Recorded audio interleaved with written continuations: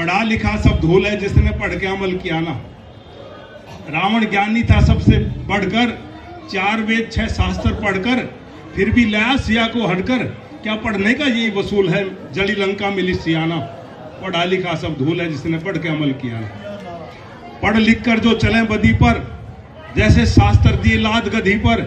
गधी पहुंची गंग नदी पर, गधी कितनी नामातूल है, गंगा का नीर पियाना। पढ़ा लिखा सब धूल है जिसने पढ़ के अमल किया ना। पढ़ते बहुत अमल नहीं करते, सिर पर बोझ पाप का धरते।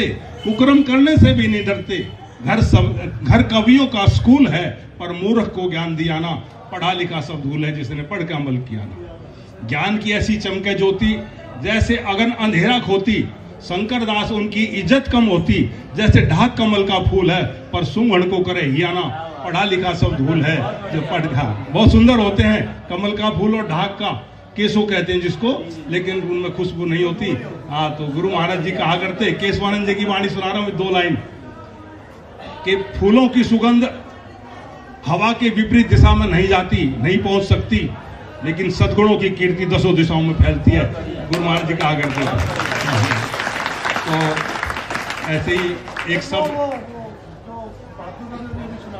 वो भी सुना, सदगुरु के सत्संग बिना होता चित्त निरोध।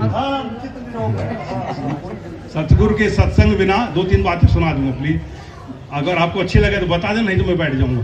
सतगुरु के सत्संग बिना होता चित्त निरोध नहीं, जब तक चित्त निरोध नहीं तब तक आत्मबोध नहीं।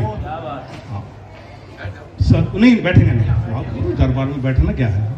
सतगुरु के सत्संग बिना होता चित्त निरोध नहीं, जब तक चित्त निरोध नहीं तब तक आत्मबोध नहीं। हाँ, वो बिना बीज के वृक्ष जगत में मिलता है प्रमाण नहीं। वो बिना बीज के वृक्ष जगत में मिलता है प्रमाण नहीं। बिन माता पिता के दुनिया में पैदा होती संतान नहीं, और रज्जू में सर्प न हुआ कभी, और पुत्र बांझ की गोद नहीं। जब तक चित्त निरोध नहीं तब तक आत्मबोध नहीं। सतगुरु के सत्संग बिना होता चित्त निरोध नहीं। सोपन में निर्धन राज करे, है आती जब तक जाग नहीं। सोपन में राजा बन जाता है निर्धन, अरे उठने के बाद जगने के बाद वही कंगाल का कंगाल। तो बताया संतों ने, सोपन में निर्धन राज करे, है आती जब तक जाग नहीं। जब जाग गया तो निर्धन का उस राज से रहता राग नहीं। जब जग को मिथ्या जान लिया, विषयों में होई विनोद नहीं। जब तक चित्त निरोध नहीं तब तक आत्मबोध नहीं। सदगुरु के सत्संग बिना होता चित्त निरोध। चिंतामणि और पारस पथरी अंदर धरे हुए घर में, चिंतामणि और पारस पथरी अंदर धरे हुए घर में, पर बिना ज्ञान कंगाल हुआ फिरे भीख मांगता दर दर में। कंधे पे छोरा सैर ढिंढोरा, यूं इस जग को शोध नहीं। जब तक चित्त निरोध नहीं तब तक आत्मबोध नहीं। सदगुरु के सत्संग बिना होता चित्त निरोध नहीं। बाजीगर के सोना चांदी से बनते असली अमेल नहीं। हम कराट में जाते थे किशनगंज से पैदल, तो मोहम्मदन लोग बाजीगर का खेल करते थे, मोटे मोटे गोले निकालते थे सोने के चांदी के। क्या उनसे को जेवर बनता है? नहीं। तो वैसा बाजीगर के सोना चांदी से बनते असली अमेल नहीं है। अटल सत्य पानी से घृत और बालू से निकले तेल नहीं।